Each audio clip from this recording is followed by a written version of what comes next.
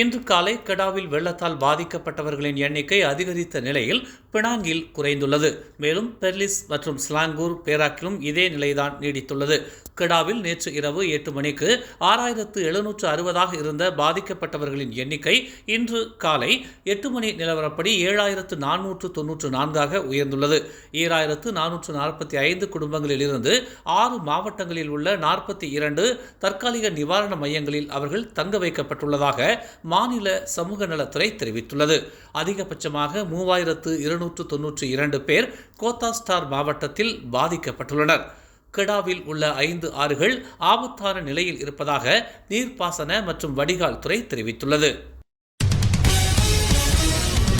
Rawang பண்டார் country ஹோம்ஸில் உள்ள Global எக்வான்ஸ் Services and business ஹோல்டிங்ஸுக்கு சொந்தமான வணிக மையத்தில் இன்று காலை போலீசார் சோதனை நடத்தினர். ஸ்லாங்கூர் இஸ்லாமிய மதத்துறை மற்றும் ஸ்லாயாங் மாநகர சபையின் உதவியுடன் ஸ்லாங்கூர் காவல்துறை தலைமையகம் மற்றும் ஃபெடரல் ரிசர்வ் யூனிட் இந்த சோதனையை நடத்தியதாக தெரிவிக்கப்பட்டுள்ளது. ஜலான் டேசாவில் உள்ள வணிக மையத்தின் கிட்டத்தட்ட முழு பகுதியும் சீல் வைக்கப்பட்டுள்ளதாக ஒரு அறிக்கை தெரிவித்துள்ளது. அக்டோபர் 14 தொடங்கும் நாடாளுமன்ற கூட்டத்தில் தனக்கு எதிராக நம்பிக்கையில்லா தீர்மானம் கொண்டுவர எதிர்க்கட்சிகளுக்கு பிரதமர் டத்தோஸ்ரீ அன்வார் இப்ராஹிம் சவால் விடுத்துள்ளார். இந்த பிரேரணையை தாக்கல் செய்ய ஒப்புதல் அளிப்பதாக அன்வார் கூறினார். தாம் பிரதமர் பதவியில் இருந்து விலக வேண்டும் என்று சிலர் கோருவதாகவும், நம் நாட்டில் சட்டங்கள் இல்லை என்று நினைக்கிறீர்களா? தாம் பதவி விலக வேண்டுமென விரும்பினால் நம்பிக்கையில்லா தீர்மானத்தை முன்வையுங்கள் என்றும் நேற்று இரவு புக்கிட் ஜாலில் ஸ்டேடியம் அக்சியேட்டாவில் நடைபெற்ற PKR கூட்டத்தில் அவர் தனது உரையில் இதனை தெரிவித்தார். KL மஸ்ஜித் இந்தியா சிங்கோல் பகுதியை சரிபார்க்க 3 முதல் 6 மாதங்கள் ஆகலாம் என்று தெரிவிக்கப்பட்டுள்ளது. கடந்த மாதம் கோலாலம்பூர் ஜலான் மஸ்ஜித் இந்தியாவில் ஏற்பட்ட நில அமிழ்வில் மூழ்கி இந்திய மாது உயிரிழந்த சம்பவத்தை தொடர்ந்து சம்பந்தப்பட்ட சிங்கோல் பகுதியை சரிபார்க்க 3 முதல் 6 மாதங்கள் வரை ஆகலாம் என்று கூட்டரசு பிரதேச அமைச்சர் டாக்டர் ஜலிகா முஸ்தபா தெரிவித்துள்ளார். எனவே அப்பகுதி வணிகர்கள் பொறுமையாக இருக்குமாறு அவர் கேட்டுக்கொண்டுள்ளார்.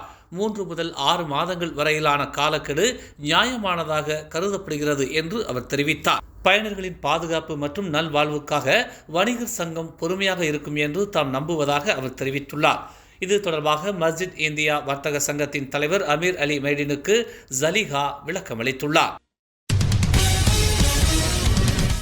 5 மாநிலங்களில் உள்ள குளோபல் எக்வான்ஸ் சர்வீசஸ் அண்ட் பிசினஸ் ஹோல்டிங்ஸ் நிறுவனத்துடன் தொடர்புடைய கடைகள் மூடப்பட்டிருப்பதாக கண்டறியப்பட்டுள்ளது.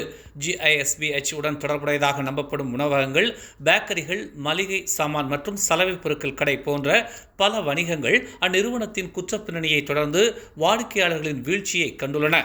பல மாநிலங்களில் நடந்த சோதனையில் பெரும்பாலான வளாகங்கள் வணிகத்திற்காக திறக்கப்படவில்லை. அவை மூடப்பட்டது குறித்து எந்த விளக்கமும் வழங்கப்படவில்லை என்பது குறிப்பிடத்தக்கது. மலேசிய வானிலை ஆய்வு மையமான மெட் மலேசியா வெளியிடும் வானிலை முன் அறிவிப்பு மற்றும் எச்சரிக்கைகள் குறித்து பொதுமக்கள் கவனம் செலுத்துமாறு இயற்கை வளம் மற்றும் சுற்றுச்சூழல் அமைச்சு அறிவுறுத்தியுள்ளது. தற்போது நாட்டை தாக்கும் எதிர்பாராத வானிலை மாற்றங்களை காண மெட் மலேசியா இணையதளம் வழியாக நேரடி தகவல்களை அணுகலாம் என்று அதன் அமைச்சர் நிக் நஸ்மி நிக் அமாட் தெரிவித்துள்ளார். மெட் மலேசியாவால் விரைவில் தொடங்கும் என்று எதிர்பார்க்கப்படும் பருவமழையின் மாறுதல் கட்டத்தை தொடர்ந்து அந்தந்த பகுதிகளில் ஏற்படும் எச்சரிக்கைகள் மற்றும் வானிலை மாற்றங்கள் குறித்து பொதுமக்கள் எப்போதும் விழிப்புடன் இருப்பார்கள் என்று தாம் நம்புவதாக அவர் குறிப்பிட்டார். தற்போதைய தீவிர வானிலை காரணமாக சுற்றுலா பகுதிகள், ஆற்றங்கரைகள், மலைப்பகுதிகள் மற்றும் ஆபத்தில் உள்ள பகுதிகளில் எந்த ஒரு ஓய்வு நேர நடவடிக்கைகளையும் ஒத்திவைக்குமாறு பொதுமக்களுக்கு அவர் அறிவுறுத்தினார்.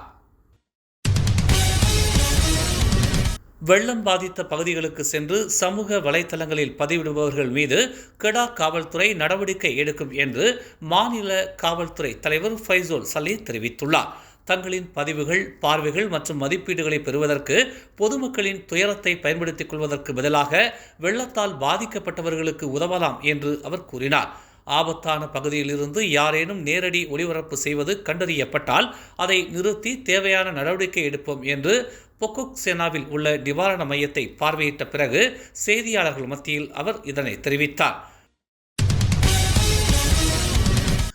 கெடா அலோஸ்டார் கம்போங் சுக்கா மெனாந்தியில் உள்ள உணவுக் கடை உரிமையாளர் பொதுமக்களுக்கு, குறிப்பாக கிராமத்தில் உள்ள வெள்ளத்தால் பாதிக்கப்பட்டவர்களுக்கு இலவச உணவை வழங்க முன்முயற்சி எடுத்துள்ளது பலரது பாராட்டுதலை பெற்று வருகிறது.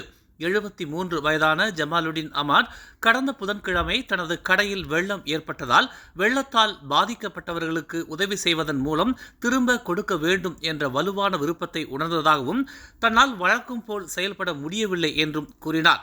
வெள்ளம் வருவதற்கு முன்பு தாங்கள் நிறைய பொருட்களை வாங்கி இருந்தோம். பின்னர் வெள்ளம் வந்தபோது எல்லா பொருட்களையும் எவ்வாறு பயன்படுத்தப் போகிறோம் என்று என் மகன் கேட்டான். வெள்ளத்தால் எனது பேரன் நீரில் மூழ்கிய சம்பவமும் நிகழ்ந்தது.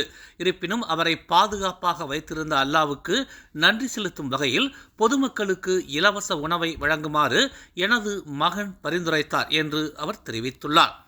பாக்தின் என்று அன்புடன் அழைக்கப்படும் ஜமாலுடீன் கடந்த வியாழக்கிழமை விநியோகத்தின் முதல் நாளன்று வறுத்த மீனுடன் அரிசியுடன் கூடிய சுமார் 300 பேக் செய்யப்பட்ட உணவுகளை சமூகத்திற்கு வழங்கியதாக கூறினார்.